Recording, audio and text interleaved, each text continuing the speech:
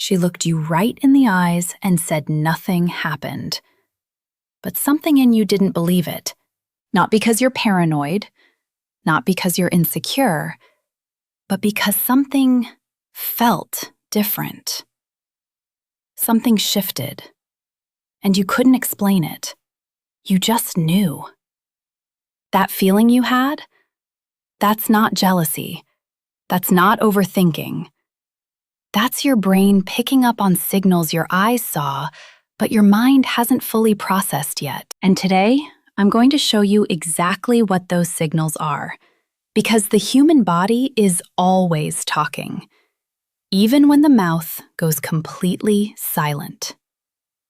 Let's talk about this the right way, because a lot of people are going to misread the title and think this is about control. It's not. It never was. When you're in a relationship, you naturally become attuned to the other person.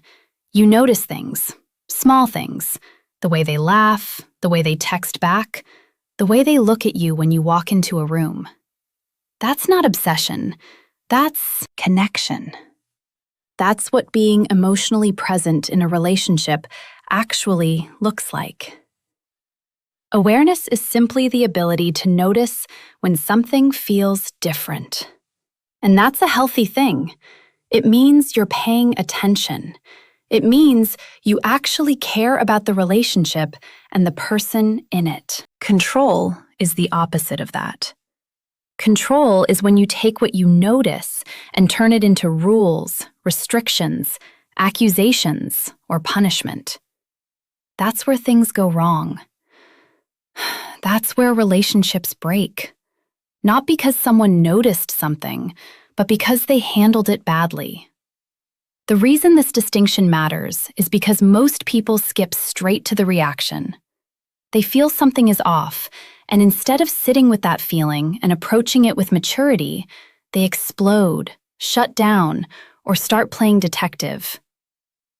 None of that helps. Emotional intelligence means you can feel something without immediately acting on it. It means you can observe, reflect, and then communicate, calmly and honestly. Knowing your partner, reading her body language, understanding her emotional shifts, that's a skill. And like any skill, it can be used well or used poorly. Used well, it makes you a more present and connected partner.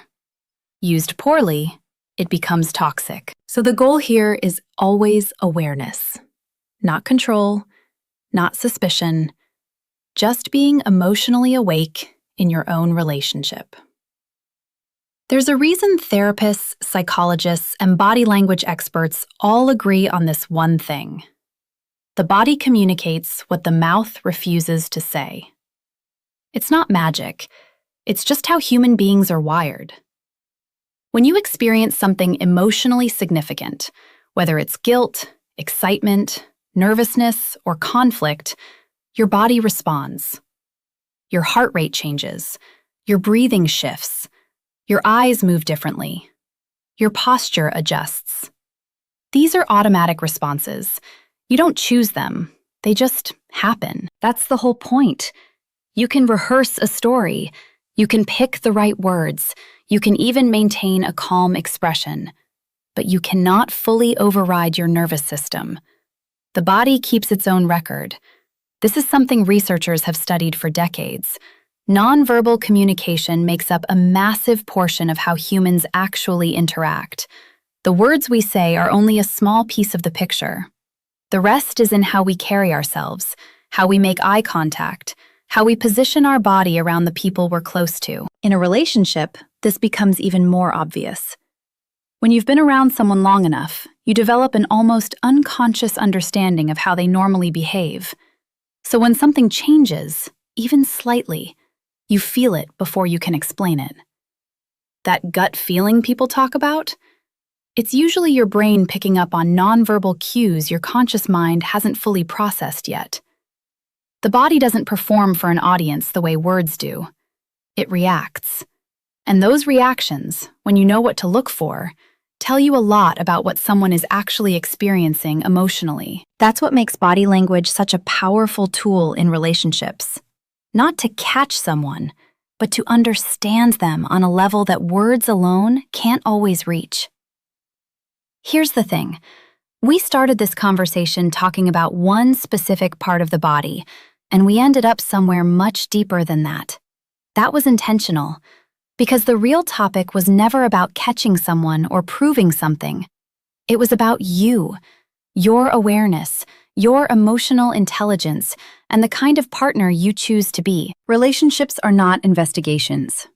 They're not games where you gather evidence and build a case. They're two people choosing, every single day, to show up honestly for each other. And when that starts to feel shaky, the answer is never surveillance. It's conversation. What you've taken from this today, understanding body language, reading eye contact, noticing emotional shifts, these are tools. And like any tool, the value is entirely in how you use it. A person with emotional intelligence uses these things to connect better, to understand deeper, and to communicate more honestly. The eyes don't lie. The body doesn't lie. But neither does a relationship where both people feel safe enough to tell the truth without fear. If something feels off in your relationship, trust that feeling. But then take it to the right place, an honest, calm, mature conversation. Not an argument, not an accusation. Just two people talking about what's real. That's what this was really about. Not suspicion, not control. Just being awake, being present, and caring enough about your relationship to actually pay attention to it. That's emotional intelligence. And that's what keeps relationships standing when everything else gets hard.